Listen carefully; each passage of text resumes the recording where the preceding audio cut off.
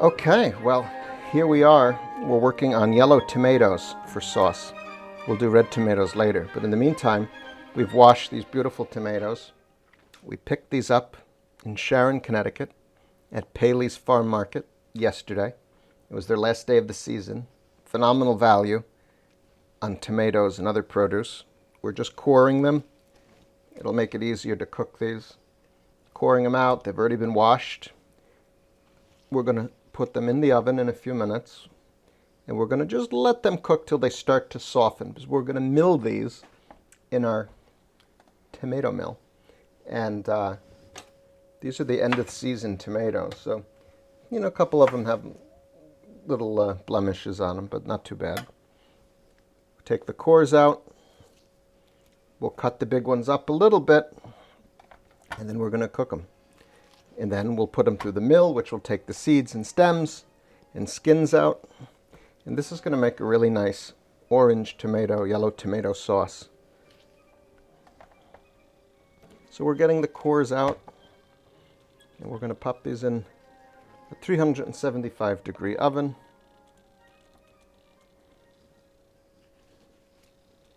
And using this little tiny scooper really works well. I think these are all done. So the bigger ones, I'm just going to whack them in half like that, because we're going to put them through a chute on the mill, and that's about the size that'll fit. But these are beautiful, meaty yellow tomatoes, very little seeds. These are just an amazing variety. I don't know the variety's name. I'm not even sure that we're actually recording audio right now, but these are nice tomatoes nonetheless.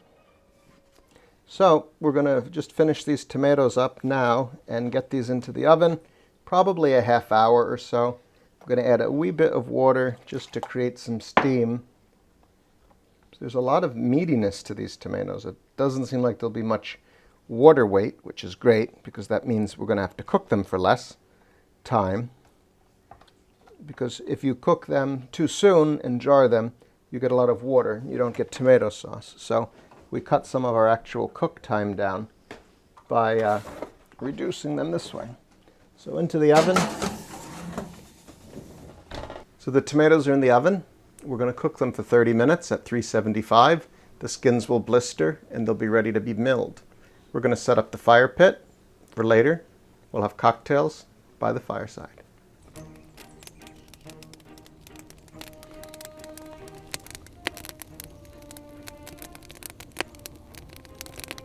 Well, yeah, it's October 11th here in the Hudson Valley, and now we have to figure out all our firewood. We heat the cabin with firewood, and we have 3 cords cut and split, another 2 cords to split, and 3 more trees that are dead that we have to take down. They're ash, which will burn perfectly, and we just need to spend some time in the woods with our chainsaw, and we'll get there. So we've been cleaning up this part of the property, taking out dead spruce trees, damaged timber. We'll do a little bit of regrading and some new tree planting. But down in the woods we have 2 ash trees, maybe 3, that are ready to come out. We have a dead elm, and they're all standing dead timber, so they'll be perfect for firewood. We just have to lug them out, take the trees down, buck them up into logs, and then split them. And then I think we'll be good for the winter, because it's going to be cold soon, one way or the other. We need firewood. I also enjoy cooking outside with live fire. As you can see, the fire is lit for tonight. We'll hang out by the fire. We're not cooking tonight, but we'll have some fun outside at the fire pit.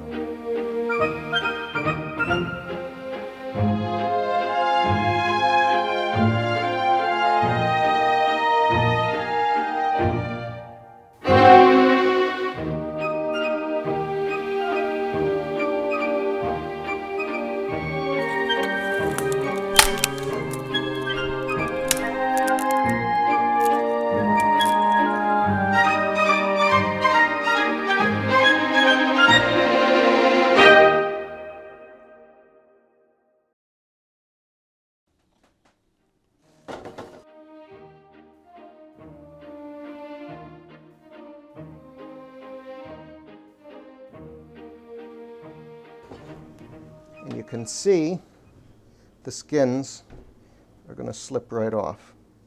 So when we mill these, the skins and the seeds will be separated from the pulp, and we'll be ready to make a nice tomato sauce.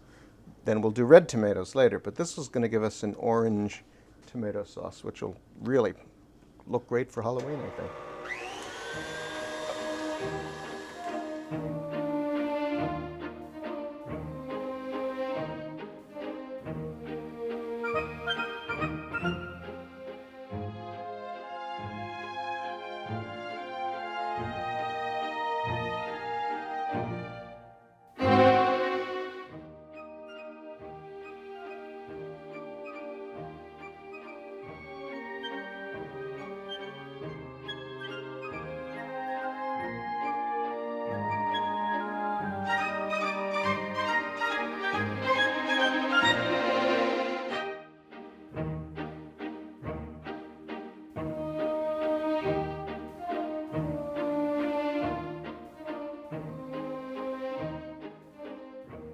All right, so the tomatoes are going through the mill pretty quickly, you can tell.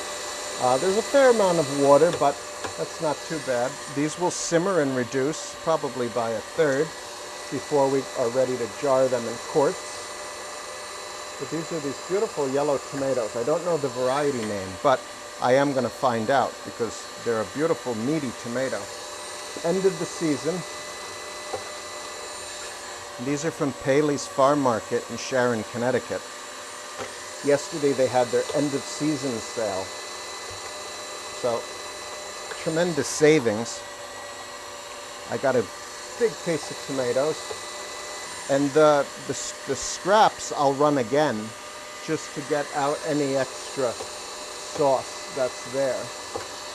Well, yeah, we're almost at the bottom of this, and this will give me a raw pot for 4 quarts, 5 quarts, I think. And you'll be surprised how much I still get out of the millings. The seeds and stems there have a fair amount of tomato to still render. Little saucy.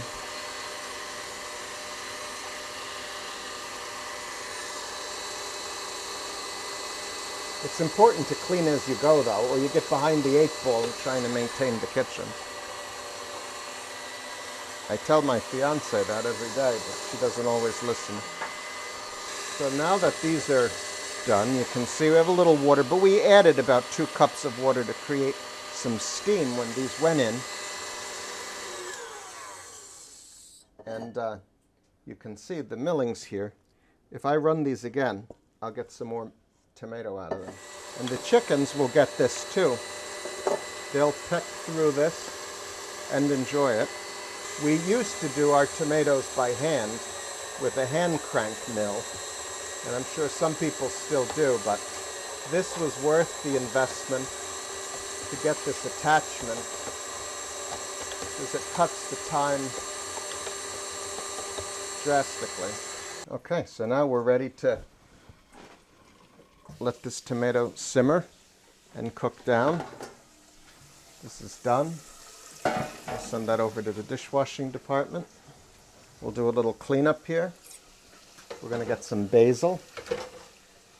And you'll see this beautiful tomato. It's great color on this tomato. So we're going to take the tomato now. We're going to bring it to a boil and then reduce it to a simmer uncovered. I'm going to let this reduce by about half, maybe by a third. I want to see what my consistency is. I don't want it to be too watery, otherwise we're just canning water, and I rather cook it out now than when I need to make my sauce. So we're going to pop it on high heat, and then we'll put it on a heat diffuser and pop it on the back burner for a while. In the meantime, we'll clean up, we'll get our quart jars ready, and we'll be ready to can. All right. So we're going to skim some of the tomato foam as this continues to reduce. We're getting ready to can this. We're not quite there yet though, but we'll take the foam off the tomato. We've added some sea salt and we've added basil. And that's it. We won't add anything else to this. We're just going to let it reduce further. And then we'll jar this. Probably 3, maybe 4 quarts, I'm guessing. So our last stage in the tomato game, is jarring. We have reduced the tomato by 30-40%, and now we're ready to put it into the mason jars. Once we've put the lids on and wiped the edges, we're going to water bath it for 40 minutes in the quarts. So we're just going to simply ladle the tomato, and what we've added to the tomato is only basil and sea salt. Just at the end, what I'm going to do is add 2 tablespoons of lemon juice. So this way we know we have the right amount of acidity in each of these jars. Acidity is important. The salt is not going to do anything in terms of preservation, but the addition of the lemon juice, bottled lemon juice, where we know is 5% acidity, will give us the acidity level that we need. Every tomato variety does vary. A lot of people I've read do not put the lemon juice in and have been fine with that, which is great, but I rather be a little cautious and make sure we have the right amount of acid in here. It smells fabulous, that's for sure. And you would make tomato soup, different tomato-based sauces. I'm going to ask one of my assistants to get me the bottled lemon juice from the fridge. And I think we're going to end up with potentially 4 quarts, or maybe 3.5 quarts, or 3 quarts in 1 pint. And this way we'll use a quality bottled lemon juice, which already has a predetermined acidity level. I've added a pinch of salt early on, but not a lot, because later on when I've cooked my sauces, I can season it as I need it. So we have 3 quarts here. We have maybe a pint. There we go.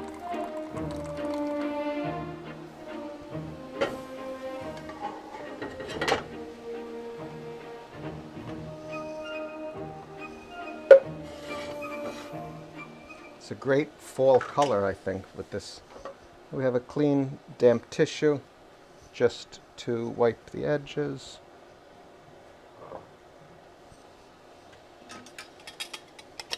We're going to put the lid on, finger tightened, and we'll begin to move these to the canner.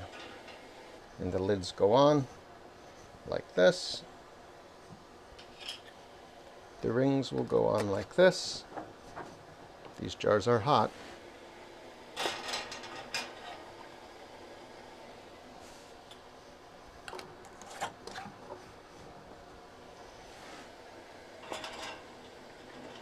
What we're going to do is we're going to bring this to a boil for 40 minutes. We're going to make sure these jars are completely submerged, and we're getting up to the temperature we need to ensure we're killing any type of bacteria. But being that the tomatoes are highly acidic, I am not worried that this won't work. So these are going to go in. Now we want to make sure we have 2 inches of water above these jars, which we don't because they're quarts. So what we'll do is we're going to take and add a couple quarts of water. This is already hot, so it'll boil much quicker. I recommend you buying a canning book by Ball. You can also go to the federal website, which will give you lots of information on canning, USDA, and they have guidelines. We're going to put the lid on this. We're going to move it over to the higher output burner, and we'll bring this to a boil a little bit quicker.